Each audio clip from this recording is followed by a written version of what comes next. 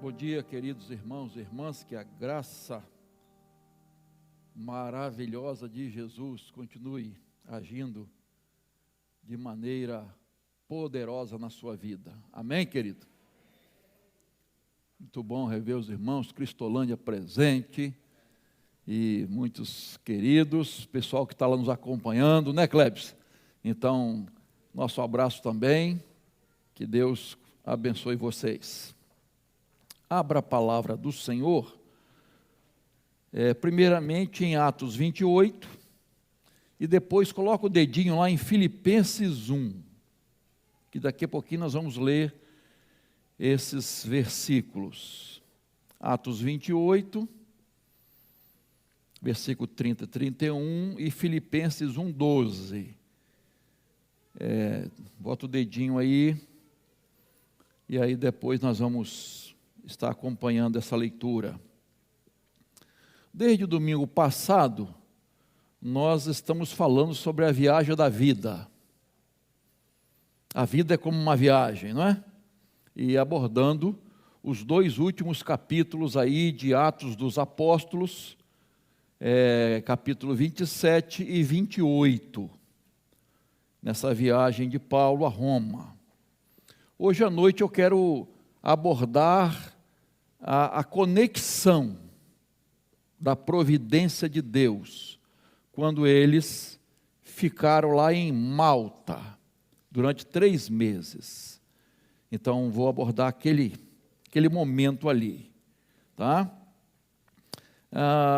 Mas eu quero lembrar os irmãos que quando Paulo chegou a Roma, ele ficou numa casa alugada, tipo uma prisão domiciliar, e ali continuou o seu ministério, com toda a liberdade de pregação, de testemunho da palavra de Deus, ensinando sobre o reino de Deus, né? Mas eu vou chegar até lá, né? Então, veja lá, primeiro, Atos 28, 30 e 31. Durante 2 anos, Paulo permaneceu na sua própria casa, que tinha alugado, onde recebia todos os que o procuravam. Pregava o reino de Deus e com toda a ousadia ensinava as coisas referentes ao Senhor Jesus Cristo, sem impedimento algum. Coisa maravilhosa, né, irmãos? A casa de Paulo, né, que ele tinha alugado, se tornou um centro de missões. Tudo que ele queria estava acontecendo. Estava ali acorrentado, mas a palavra de Deus estava livre, amarrado a um soldado, mas a sua boca não estava amordaçada. Prisioneiro, mas com toda a liberdade para falar de Jesus. Depois, né, ele foi para uma masmorra, você conhece bem a história, e aquela prisão úmida, escura e insalubre, e em seguida foi para o martírio, enfrentando uma guilhotina romana por volta de 67 depois de Cristo. Agora, eu quero, nesse período aí, ele escreveu algumas cartas, não é? Você sabe disso, as cartas da prisão, e Filipenses foi uma, tá? Então, Filipenses capítulo 1, versículo 12, ele diz assim: quero ainda, irmãos, que saibam que as coisas que me aconteceram têm até contribuído para o progresso do Evangelho. Queridos, uma inveja santa, eu invejo, não é, a perspectiva de Paulo, da vida, de como ele enxergava a vida cristã, como ele via o que estava acontecendo na visão de Deus. Como a ótica dele, da vida, do ministério, do que estava acontecendo com ele, era a visão de Deus. E eu confesso a vocês, eu quero ter essa visão. E gostaria que cada irmão aqui e os irmãos que nos acompanham tenham também essa visão, tenham essa ótica da vida cristã, dessa viagem que nós estamos fazendo.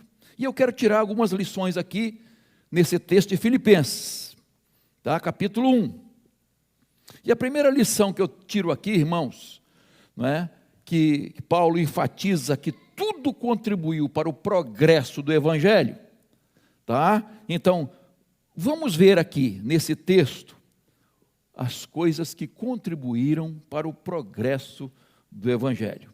Então, primeira coisa que temos aqui nesse texto, versículo 12,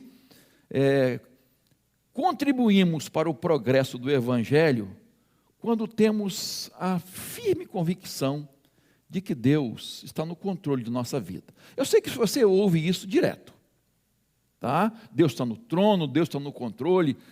Irmão, isso é uma coisa essencial. Por isso repetimos. Ele enfatiza aqui, quero ainda, irmãos, que saibam, e outra tradução diz, eu quero certificar vocês, eu quero dar toda a certeza a vocês, de que as coisas que me aconteceram, contribuíram para o progresso do Evangelho, têm contribuído para o progresso do Evangelho, tudo o que me aconteceu. Então não foram algumas coisas, tudo. Depois ele fala de que todas as coisas contribuem para o bem daqueles que amam a Deus, daqueles que são chamados segundo o seu propósito, né? Então, ele vivenciou isso, irmãos. Paulo vivenciou isso, ele tinha plena convicção de que Deus estava no controle da sua vida. Ele foi perseguido em Damasco, rejeitado em Jerusalém, esquecido em Tarso, apedrejado em Listra, preso e açoitado em Filipos, escorraçado em Tessalônica e Bereia, chamado de tagarela lá em Atenas, chamado de impostor em Corinto, preso em Jerusalém, acusado em Cesareia, enfrentou feras em Éfeso, enfrentou naufrágios, mordido por uma cobra venenosa, uma víbora, que nós vamos falar hoje à noite, preso em Roma. Olha só, tudo isso aconteceu com ele. Quando você abre lá em 2 Coríntios, capítulo 11, verso 23, ele fala de prisões, açoites, perigos de morte, apedrejamento, naufrágios, uma noite e um dia boiando em alto mar, viagens, perigos de rios, perigos de assaltos, perigos entre os patrícios, perigos entre os gentios, perigo na cidade, no deserto, no mar, entre falsos irmãos, trabalhos, fadigas, vigílias, fome, sede, jejuns, frio, nudez, além daquele espinho na carne. Olha só, queridos, eu acho que nenhum servo de Deus passou o que Paulo passou. Vivenciou o que este homem vivenciou. E longe de estar aborrecido, longe de estar confuso, frustrado, amargurado, longe de estar murmurando, ele fala isso com satisfação e convicção. Com toda certeza que tudo isso que aconteceu com ele estava contribuindo, tinha contribuído para o progresso do Evangelho. Irmãos, eu acho que essa convicção é uma das coisas mais importantes da nossa vida hoje, porque nós enfrentamos muitas dificuldades, muitas lutas, muitos problemas, provações. Então, nós precisamos ter a convicção, irmãos, que a nossa vida está nas mãos de Deus, que Deus está guiando os detalhes, as circunstâncias da nossa vida, que nada foge ao controle de Deus. Tudo isso contribuiu para o progresso do Evangelho. Essa palavra progresso, Procope, né, é um termo militar. Um termo militar que denota o seguinte, a ideia é a seguinte, é um exército, tipo um exército, e os soldados indo com facões e foices, abrindo um caminho onde não tem caminho, sabe, aquela trilha, abrindo o caminho para chegar a algum lugar. Então essa é a ideia, progresso, esse caminhar. Então Paulo está usando aqui em relação ao Evangelho, isto é um avanço pioneiro. Nós estamos indo onde ninguém nunca foi, nós estamos abrindo o caminho, Deus está abrindo as portas para o progresso do Evangelho. Então ele está dizendo aqui, irmãos, que tudo que aconteceu com ele tem contribuído para que o Evangelho penetre nos lugares antes nunca penetrados. Que coisa maravilhosa! Novos caminhos, novos campos, novas vidas têm sido alcançadas, os obstáculos estão sendo vencidos, estão sendo superados.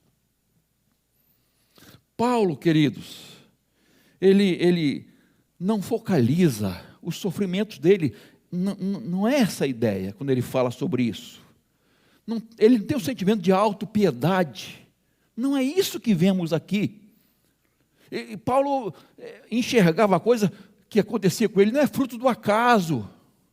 Eu não estou passando por isso porque o diabo está. Não. Ele está passando por isso, ele diz, porque Deus está no controle, Deus está agindo, e tudo isso tem contribuído para o progresso do Evangelho. Por isso, irmãos, que essa visão de Paulo é muito importante para nós. Paulo vê o propósito divino, o controle divino em tudo que estava acontecendo com ele em relação ao Evangelho. Ele não se concentra em si mesmo. Irmãos, estão entendendo isso? Ele não olha para si, ele olha para o progresso do Evangelho. Ele olha para a vontade de Deus. Deus usando tudo aquilo para o seu propósito. Não foi fatalismo, destino, acaso. Foi soberania de Deus. É isso que Paulo está falando aqui, irmãos. É visão de senhorio do Senhor, de total controle de Deus.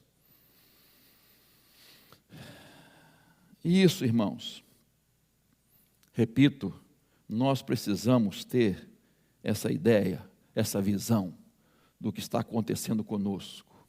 Nós temos uma missão, nós temos um propósito. Deus tem um propósito para a nossa vida. Se você observar as orações de Paulo, observa, faça um estudo das orações de Paulo. As orações dele, o foco dele é o Evangelho. É a proclamação do Evangelho, é a defesa do Evangelho. Esse é o foco dele. Não é o foco não são os sofrimentos, os problemas que ele estava passando. Então é essa perspectiva que nós precisamos ter, irmãos, de vida, a de Deus, para cada um de nós. Amém? Segunda coisa, contribuímos para o progresso do Evangelho quando aproveitamos todas as oportunidades para testemunhar de Jesus. O verso 13, olha só, você conhece esse verso 13, de maneira que toda a guarda pretoriana e todos os demais sabem que estou preso por causa de Cristo. Queridos, O mesmo Deus que usou o bordão de Moisés, o jarro de Gideão, a funda de Davi, o mesmo Deus usou as cadeias de Paulo para o seu propósito. A vida de Paulo era consagrada a Deus. E ele entendeu que as cadeias estavam sendo usadas por Deus. A sua prisão estava sendo usada por Deus para o avanço do Evangelho. Paulo não era um malfeitor social, um preso político, de modo nenhum. Ele era o embaixador de Cristo, um mensageiro de Jesus. E sabe o que acontece, irmãos? Olha ali, ó. Ele começa a evangelizar a guarda pretoriana, a guarda imperial de Roma, a tropa de elite do imperador. Sabe quantos soldados faziam parte? Antes eram 10 mil, depois passou para 17 mil soldados. 17 mil soldados. Olha só, queridos, esses homens tinham trânsito lá no palácio. Eles tinham influência política dentro do palácio. E estes homens estavam em contato com o apóstolo Paulo. E quem conhece um pouquinho do apóstolo Paulo, sabe que ele respirava o Evangelho. Esse homem respirava o Evangelho, ele vivenciava todos os dias o Evangelho. E esses homens passaram 2 anos, olha só, irmãos, 2 anos com Paulo, dia e noite. Paulo estava preso a um soldado, cada soldado num turno de 6 horas. Então, por dia, para quantos soldados ele falava? 4 soldados. Irmãos, todos os dias, Paulo evangelizava 4 soldados. Que coisa, eu fico assim, irmãos, pensando nisso, né? O que Paulo queria mais? 4 soldados por dia ouvindo falar de Jesus. E eu creio, irmãos, que aquela guarda pretoriana, ouvindo as experiências de Paulo, porque ele contava as suas experiências, ouvindo a razão por que ele estava preso. Ah, queridos, eu imagino que centenas de soldados foram salvos por Jesus, porque estavam vendo ali o resultado do Evangelho, isto é, uma vida completamente transformada. Irmãos, se há uma conversão que Deus usou para o mundo inteiro, foi deste homem. Se queremos ver o poder do Evangelho, é só olhar para Paulo. Se Deus salvou Paulo, queridos, o Saulo e transformou nesse apóstolo, queridos, esse Evangelho alcança qualquer pessoa, transforma qualquer pessoa, porque transformou a vida do apóstolo Paulo. Então veja aí, Paulo evangelizou os altos escalões do exército romano. Aquilo que parecia uma maldição, alguma coisa ruim, negativa na vida dele. Não, foi bênção. Foi bênção, irmãos. Não foi estorvo. Foi uma porta aberta, um campo missionário, para ele pregar a palavra de Deus.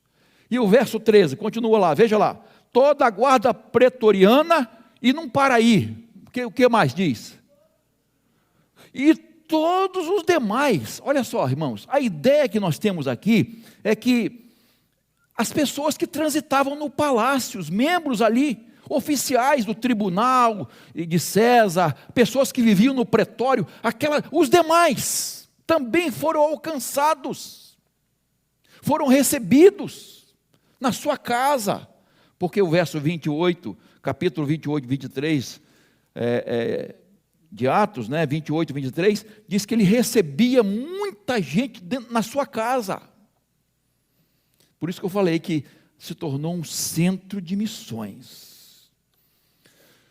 Paulo, na sua prisão, evangelizou centenas de pessoas.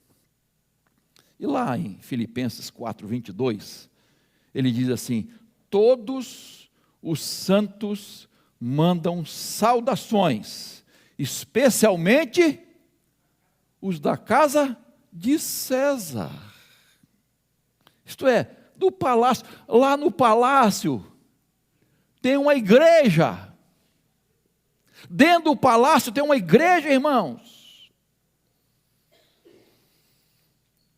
Então, santos são santificados, você sabe disso, lógico que sabe, né? Aqueles chamados por Deus e para Deus. Casa de César, então aí os pretorianos que foram evangelizados, as pessoas que viviam no palácio.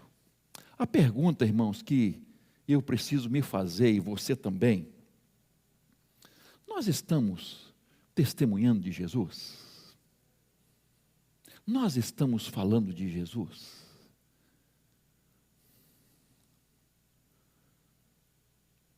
Para as pessoas que nós conhecemos, para as pessoas que têm contato conosco, será que as pessoas estão ouvindo de Jesus, estão vendo de Jesus?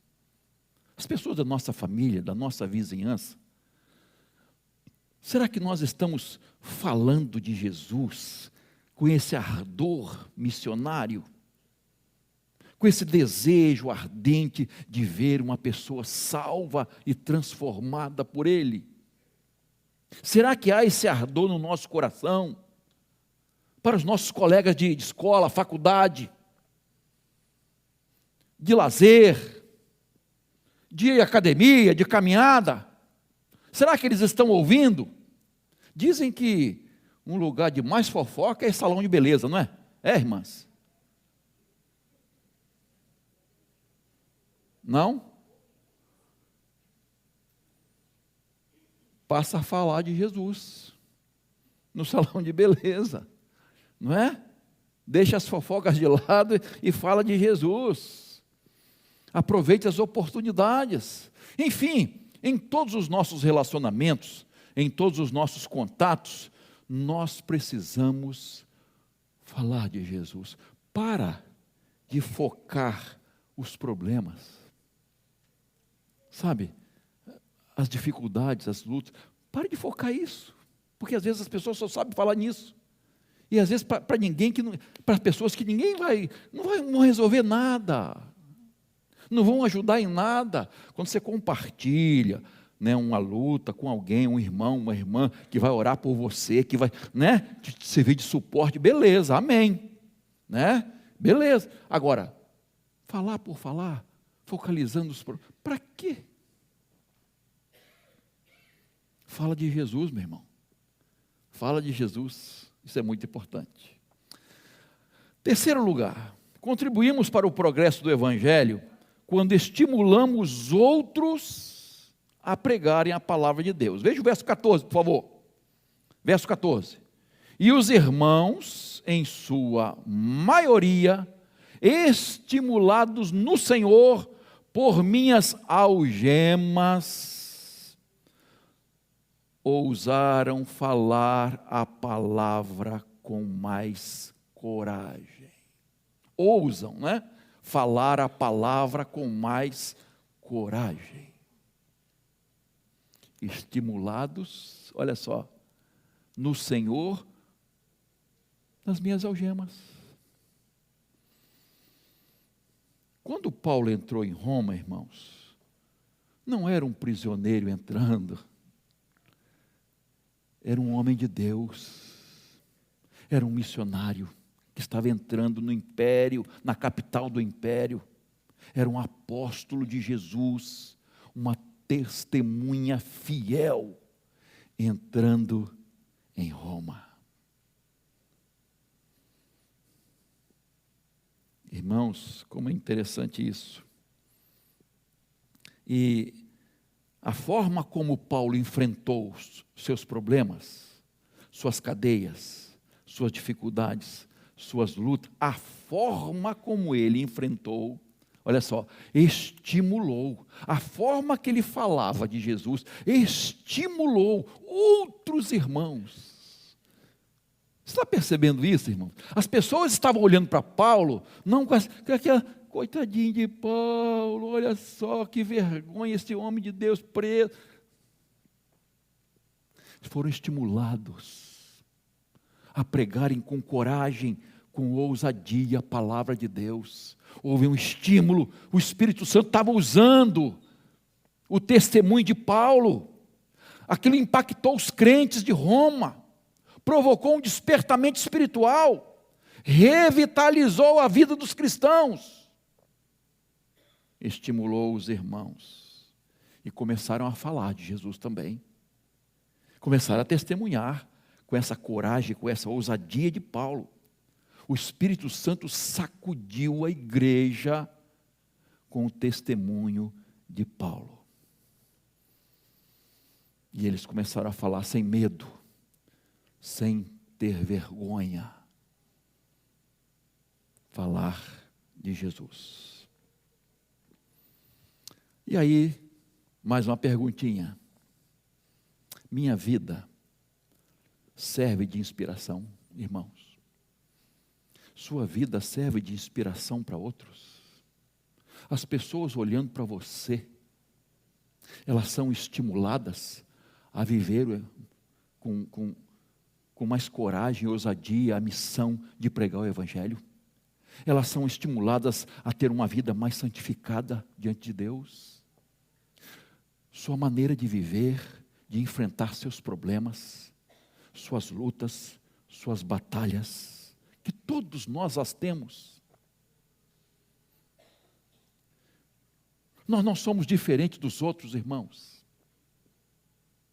Nós enfrentamos as mesmas batalhas, as mesmas lutas, as mesmas dificuldades, e às vezes outras mais por causa do testemunho do Evangelho. E as pessoas estão olhando para nós. Estão olhando para nós, né? Como nós enfrentamos isso? Poxa, fulano enfrenta o mesmo problema que eu enfrento, mas olha só a diferença. Olha só a diferença. Ele tem problema em casa, mas olha só a diferença. Ele tem problema assim, assim, assim, enfermidade, mas olha só a diferença. Eu estou abatido, estou aqui arrasado, estou cuspindo fogo, mas olha só como essa pessoa, como esse vizinho, como esse parente enfrenta. Estímulo, irmãos, aos outros que estão olhando para nós. Então, há irmãos e irmãs que servem de inspiração, queridos, de estímulo, de exemplo, quando enfrentam as adversidades da vida. Mas o contrário também é verdade. Há aqueles que servem de desestímulo,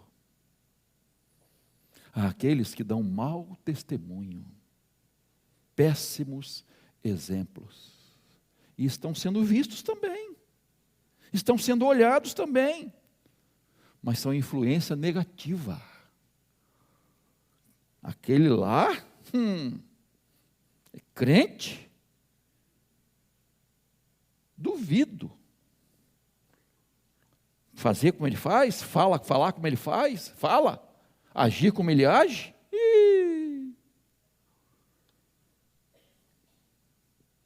Isso é triste, irmãos. As pessoas que dão mau testemunho, escandalizam o Evangelho. Isso é triste, irmãos. Agora, veja algo interessante. A partir do verso 14, Paulo diz que a igreja estava dividida. Olha só, diz que a maioria dos irmãos foi estimulada.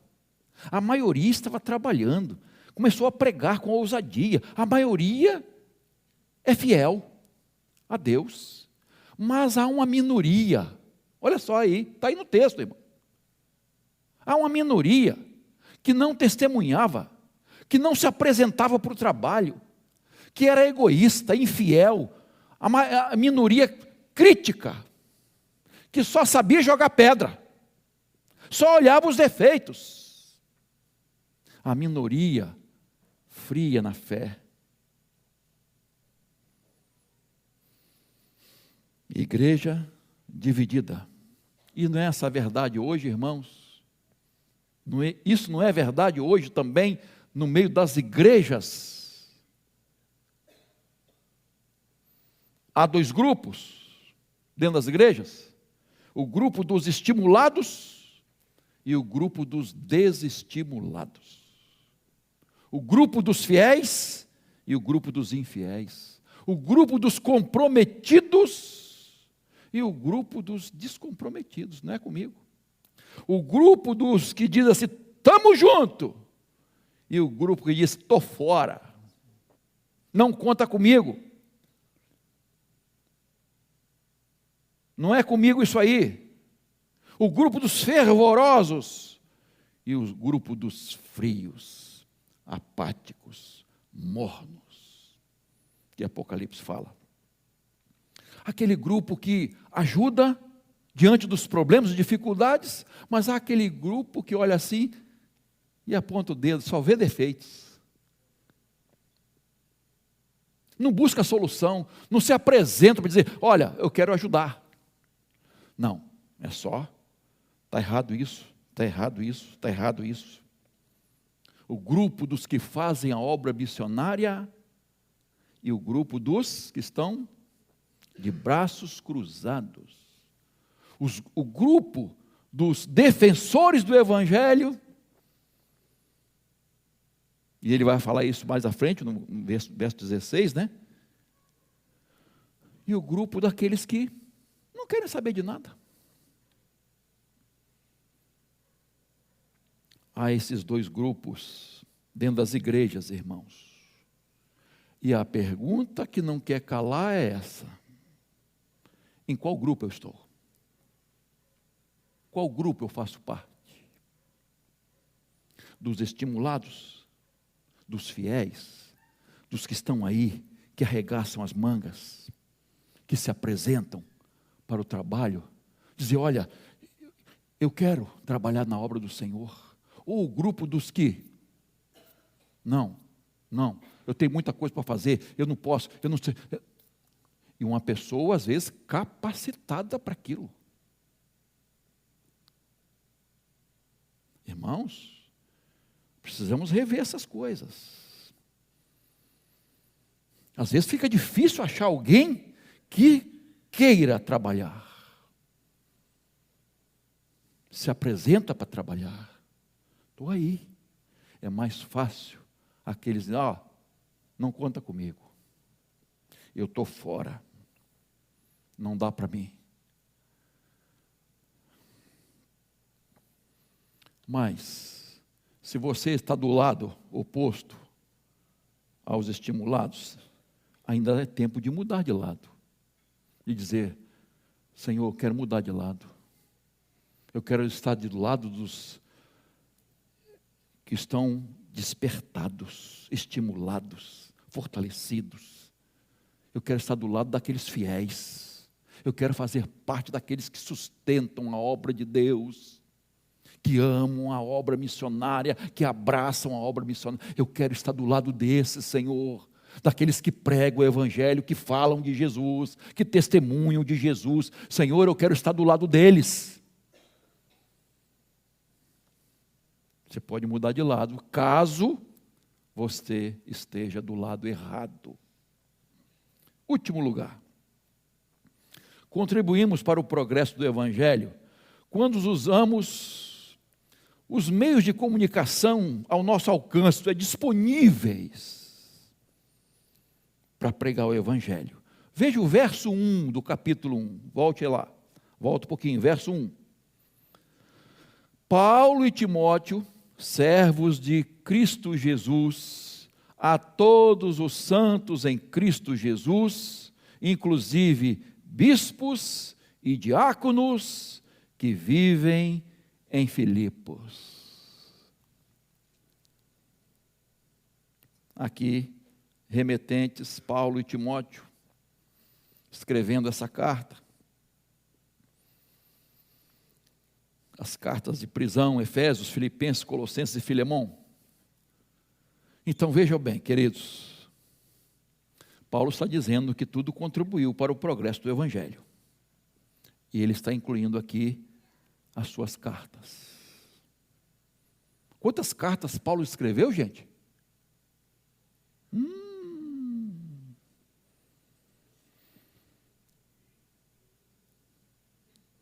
13 cartas.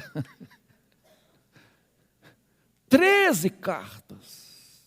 4 aqui da prisão em Roma, né?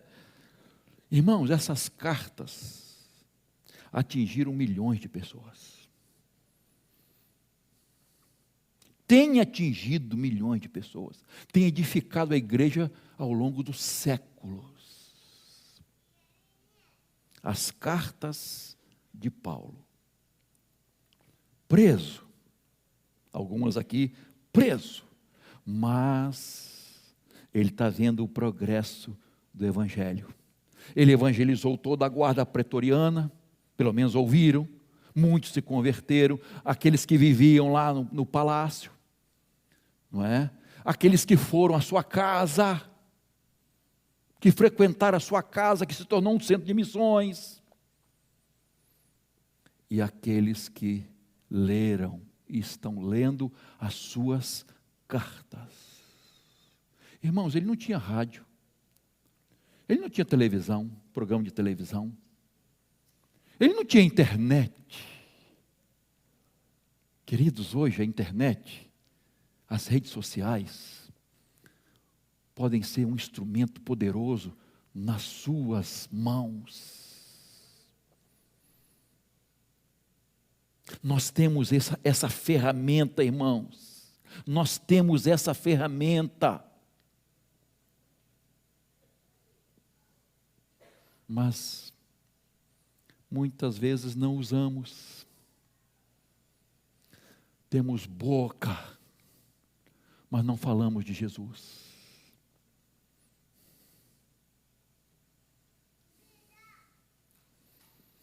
Eu quero te estimular a usar a internet, as redes sociais. Irmãos, quando começou a pandemia, né, eu fiquei assim, orando, pedindo, Senhor, eu preciso falar para a sua igreja. Nós estamos impedidos, né? Então surgiu a ideia, e até estímulo de outros irmãos e irmãs, começamos a fazer essas reflexões, todos os dias. Uma mensagem para a igreja todos os dias. Mas você acredita que até hoje tem gente que não ouve? Que não é capaz de mandar para alguém. Se você acha que não serve, não está bom, tudo bem, eu até entendo. Agora, se você acha que de alguma forma está servindo para você e pode servir para alguém, mande para alguém. Eu recebo muitas mensagens dos irmãos e irmãs que daqui, de fora, sabe, agradecendo a Deus as reflexões, mas tem gente que não quer saber, queridos, não compartilha um culto. Esse culto foi bênção para a sua vida, manda para alguém, irmão. Mas é mais fácil passar uma coisa engraçada, né? Que coisa legal, tem umas coisas que são bacanas, não são, irmãos? Legais, que a gente imediatamente vou mandar para fulano, não é? Não, só acontece comigo. Imediatamente, vou mandar. Fulano vai gostar, fulana vai gostar, aquele amigo vai gostar, aquele grupo vai gostar. E a gente vai mandando. E aí, uma coisa legal, viraliza. milhares de pessoas. Mas a mensagem de Jesus, queridos, está difícil, queridos. Está difícil. Irmãos, o pecado está voando. Corre. O mal corre. O mal, as coisas ruins estão viralizando. Mas as coisas boas, que valem a pena ser compartilhadas, às vezes nós não fazemos isso. Paulo usou o que ele tinha, o que estava em suas mãos, o que ele podia, para pregar o Evangelho, para o Evangelho atingir o mundo inteiro. E graças a Deus que tem atingido o mundo inteiro. Suas cartas estão atingindo o mundo inteiro pela graça de Deus. Mas o que ele tinha em mãos, ele fez. Era papel, né, um pergaminho e caneta, uma pena. Ele usou. Essa ferramenta que eu tenho. Então eu vou escrever. Você tem ferramentas nas mãos, irmãos. Use-as. Use-as para a glória de Deus. Quero concluir, então, dizendo para você o seguinte: nós temos uma missão de pregar o Evangelho, de ser testemunhas de Jesus. Se eu não estou servindo para isso, para que está servindo minha vida? Por que eu fui salvo e salva? Quando entregamos a verdade, quando espalhamos a verdade às pessoas, nós estamos fazendo com que o Evangelho progrida. Quando transmitimos a palavra de Deus. Meu irmão, minha irmã, não foque os problemas, as dificuldades, as lutas. Deus está no controle da sua vida. Deus não perde o controle da sua vida. Nada, nenhuma circunstância, nenhum detalhe. Deus quer usar tudo isso para o progresso do Evangelho. Para o progresso do Evangelho, para que o Evangelho seja conhecido. Para que Deus transforme pessoas. O diabo vai tentar, irmãos, vai usar o que puder e quem puder para impedir o progresso do Evangelho. Ele vai tentar tudo. Mas não se deixe enganar. Faça a sua parte. Faça a sua parte. Seja uma pessoa, um crente estimulado pela palavra de Deus, pelo testemunho de Paulo, pelo Espírito Santo. Não desestimulado, não frio, infiel, nada disso. Fique do lado certo daqueles que estão comprometidos com o Evangelho, estão vivendo a palavra de Deus. Fale de Jesus, viva Jesus, testemunhe sua palavra. Você estará contribuindo para o progresso do Evangelho. Justo Gonzalez, um historiador, ele disse o seguinte: o livro de Atos termina sem uma conclusão, como se o ponto final fosse reticências, porque a história da igreja continua. Nós fazemos parte dela. John Stott, ele diz assim: os Atos dos Apóstolos terminaram há muito tempo, mas os atos dos seguidores de Jesus continuarão até o fim do mundo, e as palavras deles vão se espalhar até os confins do mundo.